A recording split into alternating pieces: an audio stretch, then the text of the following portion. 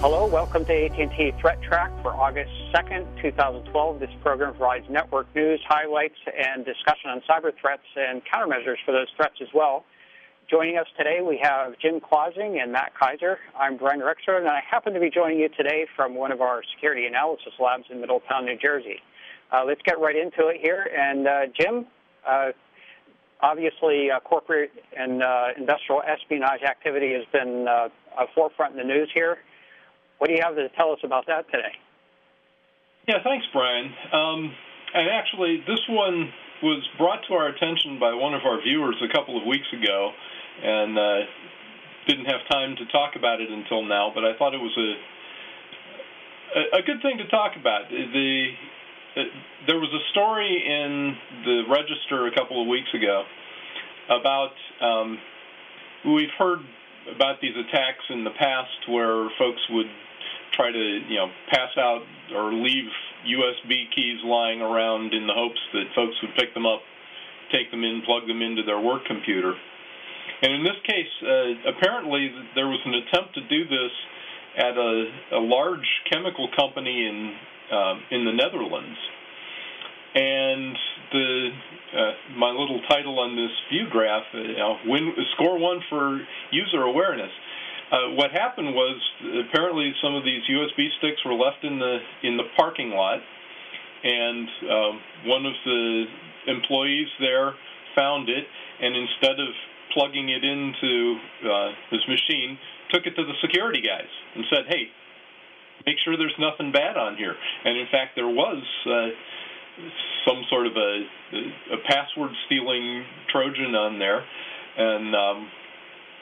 and it didn't make it in this time because the users had been properly trained to not just blithely plug things into their machines. So, so I thought it was an interesting story. We talk about whether user awareness training, how much use it is. People just, click through their presentation or their online training or whatever, and does it really sink in? But sometimes it does. And we should keep at it to remind people that you can't just stick your any USB drive you find laying around in your machine.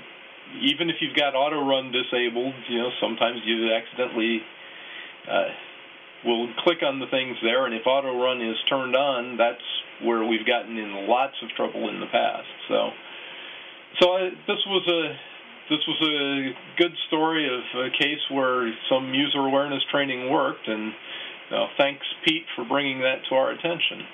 Yeah. I think this is one where I have a full appreciation for this in the sense that, when you find something like that in the parking lot, as security experts, I'm sure among our audience we have a lot of people that fit into that category of being proud of being paranoid. But, looking at the situation, sort of stepping back for a moment, it's easy to see a USB device in the parking lot or something and think perhaps two things. One is, maybe there's something really juicy on there, and it's really kind of compelling to want to take a look and see what might be on that device, and perhaps maybe with good intentions of returning it to the original owner or making sure that it wasn't something that somebody had dropped that includes intellectual property or something of the sort. So on one hand, it's very compelling to want to try to do something like that, but taking the step to make sure that it's been checked properly from a security point of view, checking for the malware was a good move on this part. So absolutely, strike one up for the user awareness, and hopefully we'll have more folks being aware of this in the future. Yeah, absolutely. People plug them in, even if they've got good intentions of returning them to the original owner, they can get in trouble. So, yeah, absolutely. So let's go ahead and jump to another, what I would describe as a sign of success as well. This is an area where basically it is basically a known fact among those that are familiar with bank fraud activities that are taking place, and these are activities that are generally associated with botnets like Zeus and SpyEye, where they have the tendency to want to try to steal user access information and try to gain access to business or consumer bank accounts and do money transfers to steal money, or maybe do other sorts of fraudulent activities, purchasing fraudulent purchases, for example. And it is sort of well known that these organizations will have the tendency to target small businesses. And the argument here, or the rationale behind that, would be if they're targeting consumers, generally it's believed, or the requirements are that the banks that provide consumer accounts are responsible for fraudulent activities associated with those accounts. They may not be responsible for the entire transaction, but certainly a good portion of that. And similarly speaking, if they were to target large businesses are likely to bring a large amount of resources from a legal perspective to try to chase down the source of that fraud and perhaps bring legal actions, or at least inhibit that activity from continuing to take place. And this is a situation where small businesses, when they're targeted, the banks aren't necessarily responsible for it, and the small businesses don't necessarily have the resources to be able to first really do a good job with the security to create strong deterrence. There are a lot more small businesses that can be targeted, and the banks aren't generally as responsible, so they're less likely, even if it is a large bank, to bring the legal resources or investigative resources to create deterrence from a legal standpoint as well. So this article here is from Wall Street Journal. The link is there if you want to take a closer look at it, but really this is a case where the courts are trying to do what they can, decide on in the favor of having banks more responsible for helping small firms and to protect themselves from being hacked. And I think that's a good news story. That's an opportunity to bring greater deterrence against these types of organizations that have been targeted in the past. Yeah, I thought that one of the key quotes in there was, the small businesses can't keep the malware out, so they need the help of the banks, who have the visibility into, and often can detect the fraudulent activity even before the business is aware of it. So, I'm not one that's a big fan of all of the litigiousness of our society, but if this can motivate the banks and the small businesses to work together, I think this is a really good thing. Creating the right motivations is absolutely an important part. And I think you bring up a good point. If we think about a small business and maybe just one or two employees, they have to be the master of all aspects of that business, including the accounting aspects, the tax rules, actually making the business a profitable business in terms of expenses and capital and things like that. So it's absolutely imperative, or actually not really a reasonable expectation, that they would be even aware of things like Zeus and SpyEye and the technical aspects of that until perhaps they become a victim, in which case they're highly motivated to learn about it. And this is a case where it's most likely the banks are somewhat aware of it, although we have to consider the fact that there are certainly small financial firms that may not be as acutely aware of these things as well. So, but certainly looking toward developing motivations in the right direction here. So with that, let's take a look at our next topic here. Matt, sounds like there's sort of a new vulnerability that's discovered. Can you tell us a little more about that? I certainly can. So this past weekend, the time of taping, was Black Hat and DEF CON. And there's always a lot of really fun things that come out of there if you're in the security field. Some of them are scary and can ruin your day. Other ones are a little more amusing. This one is serious. Moxie Marlinspike, who's a well-known security researcher, he was known for breaking a number of really important security encryption protocols. He had a lot of work to do with SSL. He just released a tool at DEF CON called ThreatTraq. Now, it focuses on the MS-CHAP version 2 protocol, which is an encryption protocol used in WPA2 Enterprise, which is for wireless security, and also in PPTP, point-to-point tunneling protocol, VPN connections, so also wired and wireless as well. And a quick correction. I'm sorry? Quick correction. This is an authentication protocol, not an encryption protocol. My mistake. So it's been around since around the days of Windows NT4. It's fairly widely used, and Moxie and his team have come up with a method of extracting the relevant data out of the protocol which you can then use to upload to one of their services, cloudcracker.org. And from there, they'll brute force the MD4 password hash, which the protocol relies on for its entire security. Then you can then take the result from that, load it back into the tool, and decrypt the contents of an entire encrypted packet capture, which effectively means that the protocol is broken. And anyone with a few dollars and about, I think they said 23 hours is the maximum amount of time they've seen for a crack, but usually comes in about half a day. Anyone with a little bit of patience and a little bit of money can completely break the protocol. This is bad news. So anyone who's using MS-CHAP v2 in any of their deployments should move away from it. Try and find a separate, more secure VPN or authentication solution, depending on where they're using it. Right. So, all right. Go ahead, Jim. Well, yeah. One of the things that I took note of was the fact that as complicated as the authentication handshake is in MS-CHAP, the only secret part of that was the user's password. And so once you were able to crack that, you broke the whole thing. Yeah. Yeah, for the whole yeah, it's challenge and response, but nearly everything goes across either in the clear or can be derived from what went across in the clear. And so that makes this really scary that they finally were able to, with 100% accuracy, crack it in less than a day. Yeah, it's the amount of, I think, gone from I'm fairly sure it was a power of 2 to the complexity of doing it, the amount of time that it would take. They more than halved it. They took it down to the order of 2 to the 56 separate attempts that you would need to do it, which is the strength of DES, I believe, which was broken way back. So this completely blows it out of the water. It's a technical achievement, but it's also a real problem.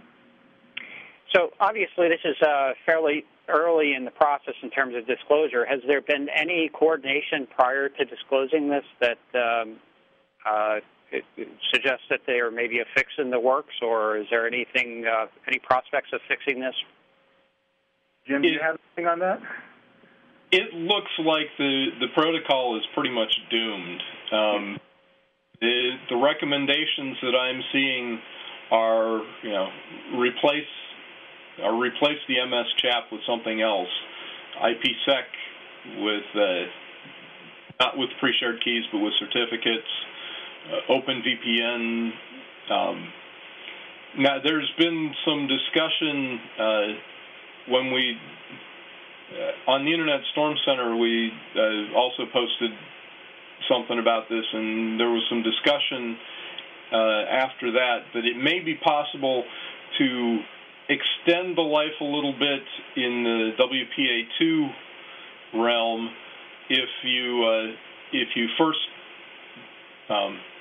if you use PEEP and TLS to encrypt the initial handshake.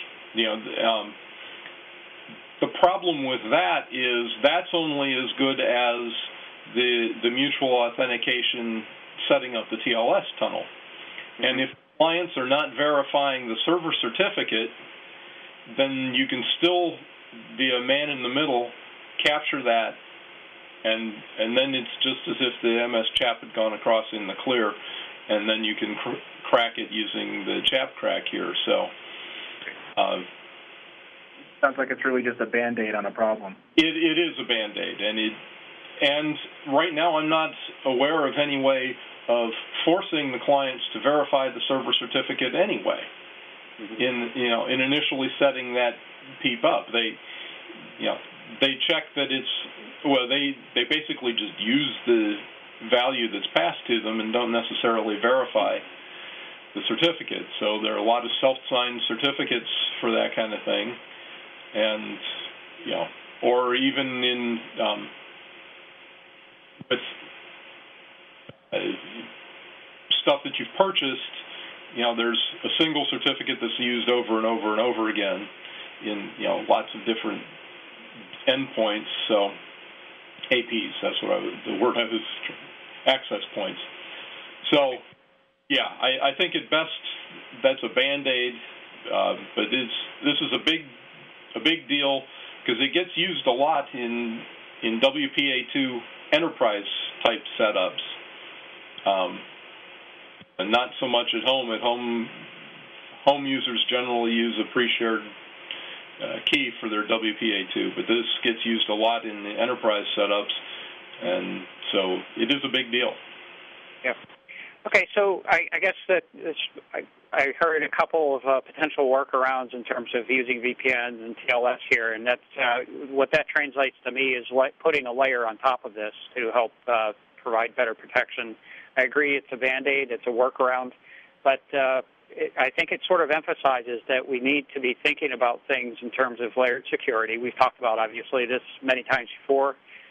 It seems like motherhood and apple pie, but all too often when we get into the design of systems, I see someone argue that it's secure because of one particular mechanism that we're relying on, and even protocols that are readily accepted as being secure or encryption mechanisms or a piece of equipment, for example.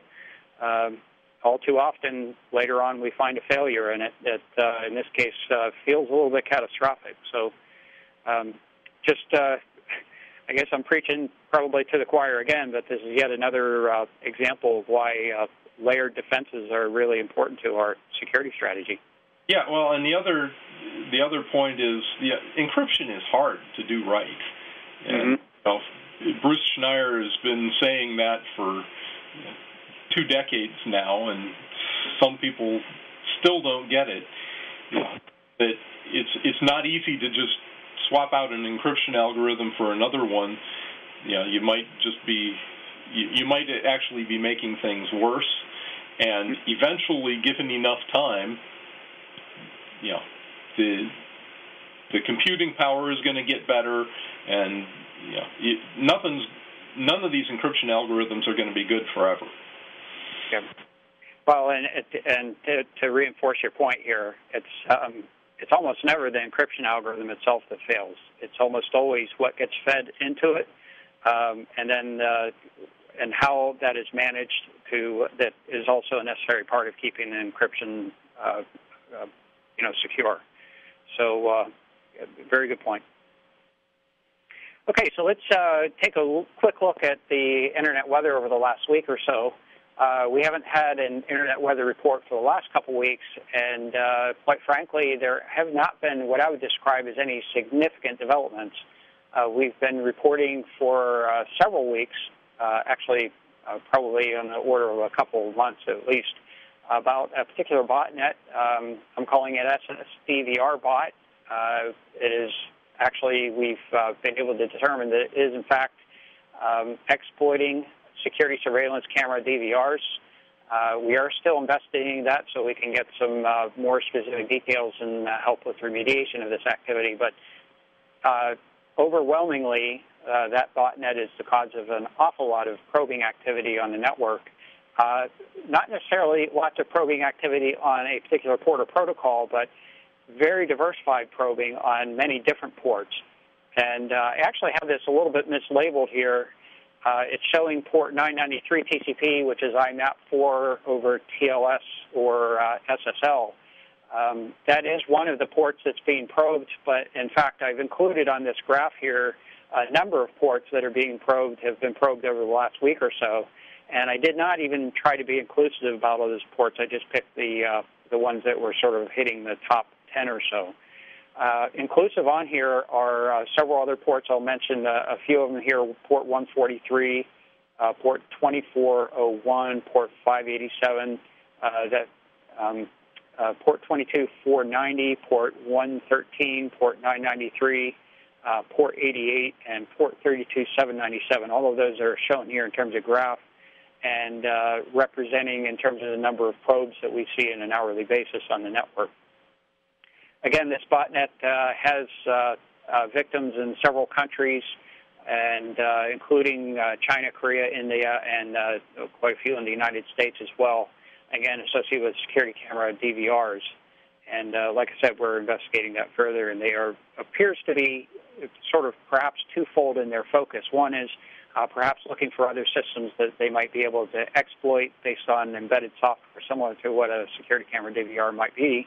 And secondly, it looks like they are doing a lot of probing toward email systems and to the point of IMAP and a number of alternatives of doing messaging that they seem to be targeting after. So this may be a spamming botnet. I'm not sure about that, but we'll be investigating that continuing forward as well. The next item I just wanted to share with you here is just an example of yet another denial of service attack. It's actually, I think, perhaps not as well known that denial of service attacks are continuing almost regularly, at least as from a network service provider's point of view.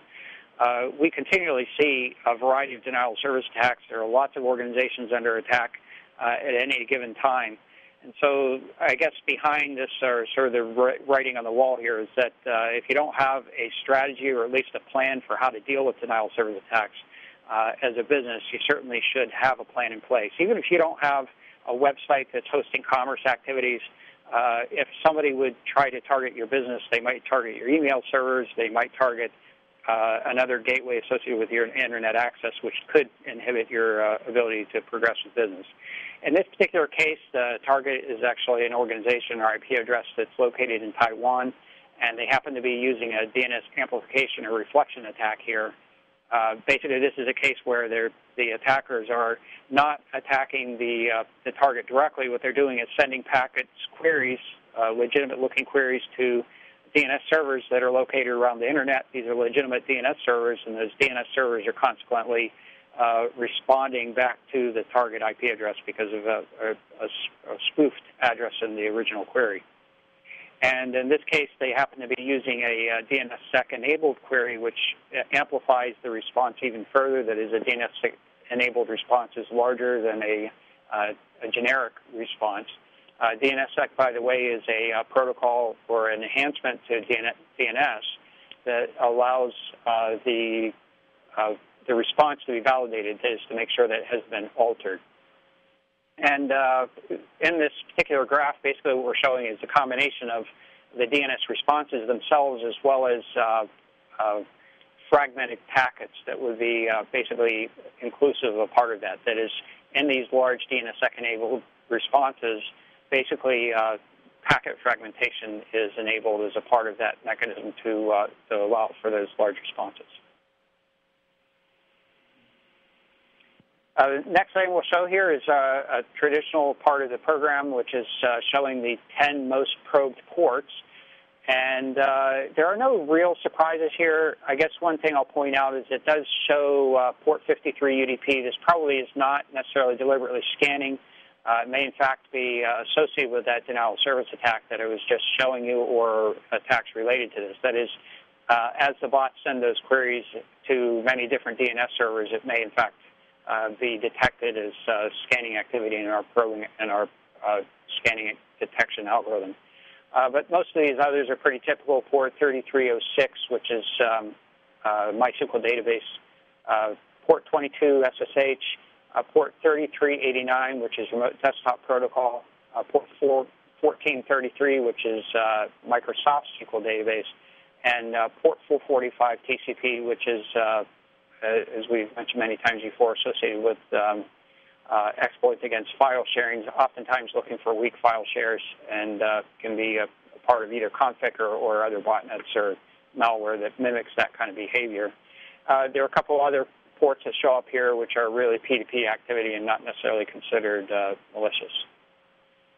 The other thing I'll point out is here, the other portion of this graph is approaching probably 20% of the total activity. Actually, it's beyond that. It's probably approaching about 30% of the total activity.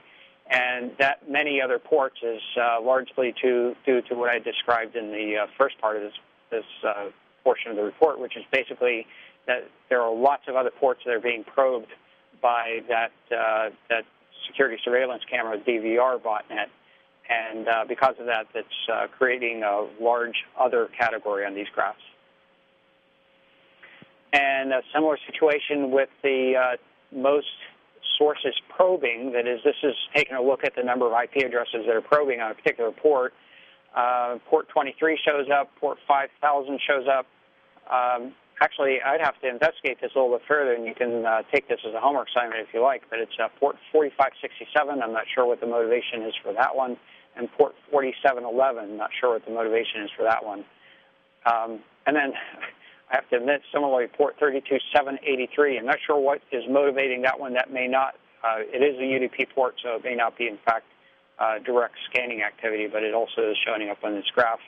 And as stated earlier, the other category here is probably approaching more like 60% of the total. Again, that botnet with a lot of diversity in the it is a reasonably sizable botnet, certainly upwards beyond 10,000 infected devices, and that are visible to us at least. And the next one in line here is port 445 TCP. Again, this is latent configure infections and other malware that sort of mimics that exploit behavior. So with that, I think this brings us to the conclusion of our program today. If you'd like to get in touch with us, certainly you can email us. We really do welcome your feedback. You can reach us at ThreatTraq@list.att.com. This video program is available both through the AT&T Tech channel. That's att.com/ThreatTraq. It's also available on YouTube, and audio version is available from iTunes or FeedBurner. Just search for ThreatTraq on that on those sites. And just for emphasis here, the spelling is ThreatTraq. And thank you for joining us, Matt and Jim. Thank you, folks that are watching, for joining us today. I'm Brian Rexroad.